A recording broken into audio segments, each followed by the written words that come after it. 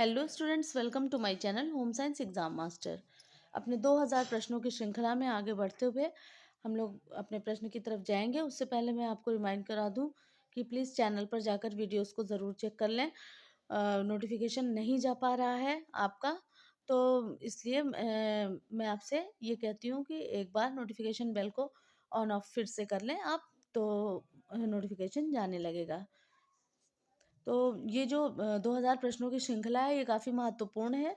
आप ज़्यादा से ज़्यादा लोगों को शेयर करें, कमेंट करें, लाइक करें, सब्सक्राइब करें। ओके, आज का पहला प्रश्न है, जैसे विष जो बिना अंगों को जलाए ही विषाक्त लक्षण उत्पन्न करते हैं, जैसे तूतिया वे कहलाते हैं, वैसे विष हैं बिना अंगों को जलाए विषाक्त लक्षण उत्पन्न करते हैं, वो क्या जैसे तूतिया एग्जाम्पल भी दिया है इन्होंने, वो कौन से विष कहलाते हैं? अपेक्षित विष, उदाहक विष, उत्तेजक विष या प्रलापक विष। तो वो कैसे विष कहलाते हैं? ऑप्शन नंबर 2 आपका करेक्ट हो जाता है, उदाहक विष। तो जो बिना अंगों को जलाए ही विषाक्त लक्षण उत्पन्न करते हैं, जैसे तूतिया, ये उदाहक विष कहलाते हैं। तूतिया को और भी हम किस नाम से जानते हैं? नीला थोथा भी कहा जाता है। तूतिया या कॉपर सल्फेट अकार्बनिक यौगिक है, जिसका रासायनिक सूत्र क्या है? CuSO4 है। तूतिया का अगर रासायनिक सूत्र पूछ लिया जाए तो आप इसको नोट डाउन कर ले, क्या है? CuSO4 है। ठीक, तो ये पहला आपका क्वेश्चन ये होता है। दूसरा क्वेश्चन है आपका, कार्बोलिक अम्ल का पान करने पर रोगी को निम्नलिखित में से क्या करना चाहिए? वमन नहीं कराना चाहिए तथा चूने के पानी, अंडे की सफेदी पिलानी चाहिए। वमन कराकर उसे चूने का पानी पिलाना चाहिए। वमन मीन्स उल्टी होता है। केवल घी पिलाना चाहिए, कुछ भी नहीं करना चाहिए। तो कार्बोलिक अम्ल का पान करने पर रोगी को मतलब क्या करना चाहिए, ये पूछ रहा है। तो यहाँ पर करेक्ट आंसर है, वमन नहीं कराना चाहिए तथा चूने का पानी, अंडे की सफेदी को पिलाना चाहिए। ठीक है, उल्टी नहीं कराना चाहिए, बल्कि क्या करना चाहिए? चूने की पानी तथा अंडे की सफेदी को पिलाना चाहिए। और कार्बोलिक अम्ल को फिनाइल जो होता है उसको भी संज्ञा दी जाती है। कार्बोलिक अम्ल का आविष्कार रुंगे द्वारा सन 1834 ईस्वी में किया गया। वर्तमान में फिनाइल का उपयोग जीवाणुनाशक, कवकनाशक, शाकनाशक आदि के रूप में किया जाता है। जो हम लोग जनरल फिनाइल यूज करते हैं उसकी यहाँ पर उसकी बात हो रही है, उसी के नाम से उसे जाना जाता है। अगला है, रेडियस तथा अल्ना अस्थियां, उल्ना नहीं अल्ना अस्थियां भंग होने पर उसे स्थिर होने के लिए प्रयोग करना चाहिए। रेडियस या अल्ना जो आपकी अस्थियां हैं, अगर वो भंग हो जाए तो उस स्थिति में क्या करना चाहिए? खपच्चियों का प्रयोग करना चाहिए, रस्सियों का, तेलों का या गर्म जल का। तो हम जानते हैं कि हड्डियां जब टूटती है तो किस चीज का प्रयोग करते हैं? खपच्चियों का प्रयोग करना चाहिए। जो आपकी अस्थि भंग जो रहती है उसको क्या करने उसको स्थिर रखने के लिए लकड़ी की चौड़ी खपच्चियों का प्रयोग किया जाता है। और ये रेडियस और अल्ना जो है, ये कहाँ की हड्डियां हैं? ये भुजा की हड्डी है। ठीक है, आपके कहाँ की? भुजा की हड्डियां हैं। नेक्स्ट है हमारा, मानसिक विकास होता है। मानसिक विकास होता है कैसे? नियमित एवं क्रमबद्ध रूप से, अनियमित एवं क्रमबद्ध रूप से, अनियमित तथा अव्यवस्थित रूप से, किसी भी तरह से। तो जो आपका मानसिक विकास है वह किस प्रकार से होता है? नियमित एवं क्रमबद्ध रूप से होता है। एक नियम होता है जिसका हम लोग क्या पहले से हमें पूर्वानुमान होता है, जिसको हम जानते हैं कि प्रिडिक्शन इसका कर सकते हैं, मेंटल डेवलपमेंट का प्रिडिक्शन हम कर सकते हैं। तो एवं क्रमबद्ध स्टेप वाइज होता है। और जैसे मानसिक विकास जो है ये कब से प्रारंभ होता है? या जन्म से प्रारंभ हो जाता है। आयु की वृद्धि एवं विकास के साथ साथ बालकों को मानसिक योग्यता में वृद्धि होती है। यह विकास दो रूपों, चेतन व अचेतन के रूप में होता है। मानसिक विकास पर वंशानुक्रम एवं पर्यावरण दोनों का अत्यधिक प्रभाव पड़ता है। टर्मैन के अनुसार मनुष्य का 50% मानसिक विकास वंशानुगत होता है। टर्मैन महोदय ने, अगर पूछा जाए कि किसने कहा कि मतलब जो मानसिक विकास है वह 50% होता है, तो वो टर्मैन महोदय का कथन है। ओके, तो नेक्स्ट हमारा क्वेश्चन है, बच्चों के स्थायी दांत कब से निकलने लगते हैं? 2 वर्ष की उम्र से, 4 वर्ष की उम्र से, 4 वर्ष की उम्र से, 8 वर्ष की उम्र से। बच्चों के स्थायी दांत पूछ रहा है, अस्थायी नहीं, स्थायी दांत की बात हो रही है यहाँ पर कि किस एज में वह निकलने लगते हैं। तो बच्चों के जो स्थायी दांत है वह 4 वर्ष की उम्र से, ऑप्शन के हिसाब से हम जाएंगे। अब ये क्या 4 वर्ष की उम्र से निकलने लगते हैं, लेकिन जैसे अगर जनरली देखा जाए तो 5 से 6 वर्ष की उम्र में बच्चों के अस्थायी दांत गिरते हैं और स्थायी दांत उनका स्थान ग्रहण करते हैं। लेकिन ऑप्शन के हिसाब से हम जाएंगे तो ऑप्शन नंबर 3 जो है वह करेक्ट हो जाता है। और जो हमारे दांत है वह क्या, जो एक वयस्क पहले तो ये 28 रहते हैं, ठीक। फिर उसके बाद ये क्या होता है, फिर वो क्या, जो जब वयस्क हम हो जाते हैं तो पूरे कितने हो जाते हैं, ये हमारे इनकी संख्या 32 हो जाती है। और ये कितने प्रकार के होते हैं, अगर प्रकार पूछा जाए तो हम जानते हैं कृंतक, रदनक, अग्रचर्वणक और चर्वणक, ठीक है। तो इस प्रकार से ये दांत के प्रकार अगर पूछे जाते हैं तो वह 4 प्रकार के होते हैं। नेक्स्ट है हमारा क्वेश्चन, 12 वर्ष से 18 वर्ष की आयु काल कहलाता है किशोरावस्था, बाल्यावस्था, युवावस्था या शैशवावस्था। तो 12 वर्ष से 18 वर्ष की आयु काल कहलाता है आपका, किसके अंतर्गत ये आएगा, ये हमारा आता है किशोरावस्था के अंतर्गत आता है। 12 से 18 वर्ष का आयु काल किसके अंतर्गत आता है, किशोरावस्था के अंतर्गत आता है। नेक्स्ट हमारा है, और जैसे अगर अलग अलग हम अवस्थाओं की बात करें तो जो शैशवावस्था है वो क्या है, जन्म से 5-6 वर्ष की, बाल्यावस्था 6 से 12 वर्ष, किशोरावस्था 12 से 18 वर्ष, प्रौढ़ावस्था 18 से 60 वर्ष और वृद्धावस्था 60 वर्ष से ऊपर की आयु होती है। इस तरह से वर्गीकरण किया गया है। विकास के क्षेत्र में गृह विज्ञान का योगदान है, पारिवारिक स्तर का उत्थान, स्वास्थ्य तथा पोषण के क्षेत्र में, रोजगार तथा परिवार कल्याण के क्षेत्र में, बाल शिक्षा तथा स्त्री शिक्षा के क्षेत्र में, या उपयुक्त सभी। तो यहाँ पर हम सभी जान रहे हैं विकास के क्षेत्र में गृह विज्ञान का योगदान उपयुक्त सभी चीजों में होता है, क्योंकि इसके अंतर्गत क्या, पाक शास्त्र, पोषण, गृह शास्त्र, उपभोक्ता विज्ञान, बच्चों की परवरिश, मानव विकास, आंतरिक सज्जा, वस्त्र एवं परिधान, गृह निर्माण आदि आते हैं। नेक्स्ट है, राष्ट्रीय महिला आयोग संबंधी नया अधिनियम कब बना, वर्ष 1980 में, वर्ष 1990 में, वर्ष 1976 में या वर्ष 1961 में। तो जो आपकी राष्ट्रीय महिला आयोग जो एक संवैधानिक संस्था है और इसकी स्थापना राष्ट्रीय महिला आयोग अधिनियम 1990 के तहत की गई है। आयोग और ये पूछ रहा है जो इसका ये है महिला आयोग अधिनियम, इसकी ये कब 1990 के तहत की गई। इसकी स्थापना सन 1992 में हुई और महिलाओं के अधिकार की रक्षा करने वाला यह देश का सर्वोच्च संगठन है। तो यहाँ ऑप्शन में 1990 है और यहाँ पर लिखा है कि इसकी स्थापना राष्ट्रीय महिला आयोग अधिनियम 1990 के तहत हुई। तो ये आंसर हो जाएगा। और ये महिला के अधिकारों की रक्षा करता है। 1990 जो दूसरा है यह करेक्ट हो जाता है। नेक्स्ट है हमारा, भारतीय संविधान के किस भाग में कहा गया है कि राज्य को ऐसी व्यवस्था करनी चाहिए जिसमें स्त्रियों तथा बच्चों के स्वास्थ्य और शक्ति का दुरुपयोग नहीं हो। किस भाग में इसको कहा गया है, प्रस्तावना में, राज्य के नीति निर्देशक तत्वों में, मौलिक अधिकार में या आपातकालीन शक्तियों में। तो यह क्या है, यह हमारे मौलिक अधिकार के अंतर्गत आता है।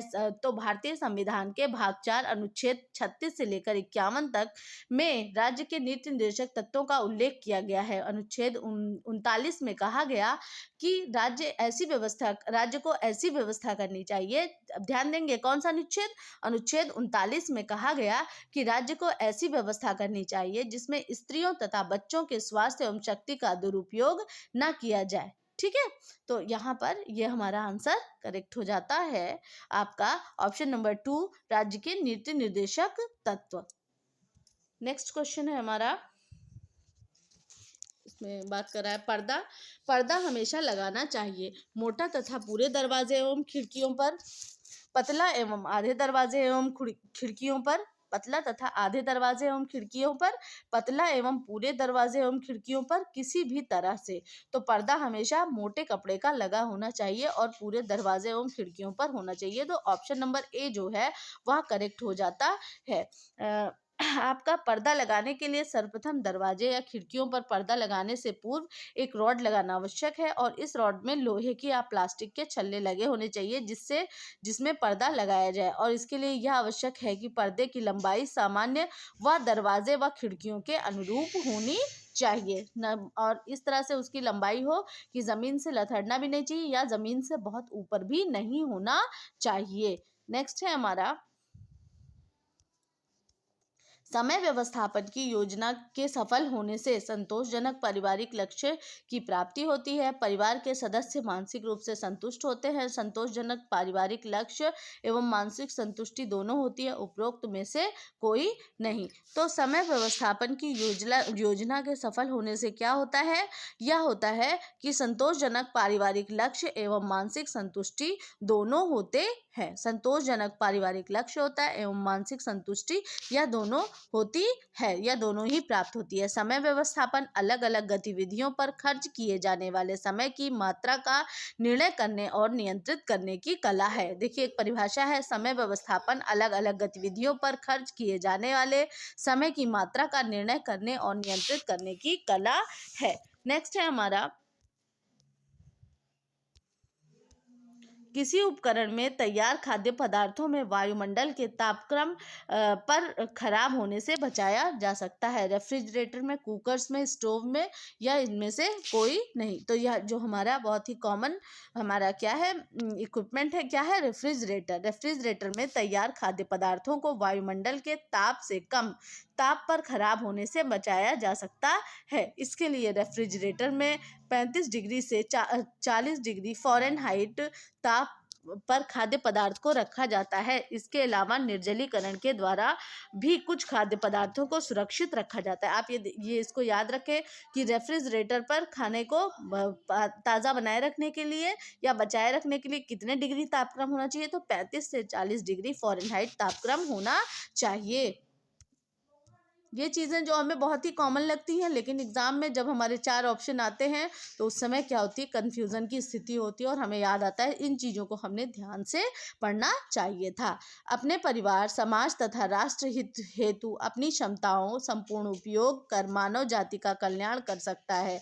कुपोषित व्यक्ति, सुपोषित व्यक्ति, स्वस्थ व्यक्ति या इनमें से कोई नहीं। तो जो भी वो अब परिवार, समाज, राष्ट्र हित हुए तो अपनी क्षमताओं का संपूर्ण उपयोग कौन कर सकता है? स्वस्थ व्यक्ति कर सकता है। ऑप्शन नंबर 3 जो है हमारा करेक्ट हो जाता है। अब जैसे इसी सब में हमें क्या होता है, कंफ्यूजन होता है सुपोषित और स्वस्थ व्यक्ति, लेकिन अगर जितने ज़्यादा से ज़्यादा क्वेश्चंस को आप सॉल्व करेंगे आपके डाउट्स उतने ज़्यादा क्लियर होते जाएंगे। ऑप्शन नंबर 3 जो है यहाँ पर करेक्ट हो जाता है। नेक्स्ट है विभिन्न स्वयंसेवी संस्थाएं स्वास्थ्य उत्थान हेतु कौन कौन से कार्यरत हैं? कौन कौन कार्यरत हैं? भारतीय रेड क्रॉस सोसाइटी एवं भारत सेवक समाज, कस्तूरबा मेमोरियल फंड एवं हिंद कुष्ठ निवारण संघ, भारतीय बाल कल्याण परिषद, अखिल भारतीय नेत्रहीनता उन्मूलन समाज या इनमें से सभी। तो यहाँ पर हम सभी जानते हैं कि ये सारी जितनी भी संस्थाएं हैं यह सब सामुदायिक स्वास्थ्य के उत्थान हेतु ही काम करती हैं। इसलिए यहाँ पर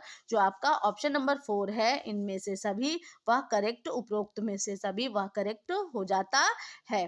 ठीक, तो भारतीय रेड क्रॉस सोसाइटी एवं भारत सेवक समाज, कस्तूरबा मेमोरियल फंड एवं हिंद कुष्ठ निवारण संघ, भारतीय बाल कल्याण परिषद एवं अखिल भारतीय नेत्रहीनता उन्मूलन समाज, जो ये सारी संस्थाएं हैं आदि स्वयंसेवी संस्थाएं सामुदायिक स्वास्थ्य उत्थान हेतु भारत में कार्यरत हैं।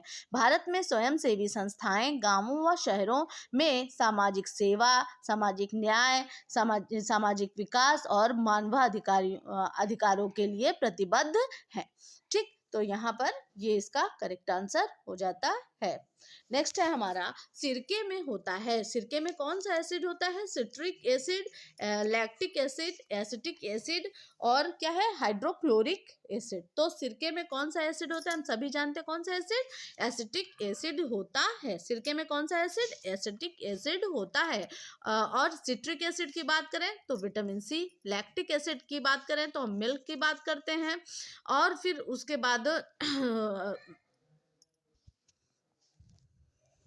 और हाइड्रोक्लोरिक HCl जो है वह क्या हमारे आमाशय में स्टमक में हमारे यह पाया जाता है। HCl क्या है? एक प्रकार का अम्ल है। नेक्स्ट है अनाज और दालों के अंकुरण के बारे में क्या सही है?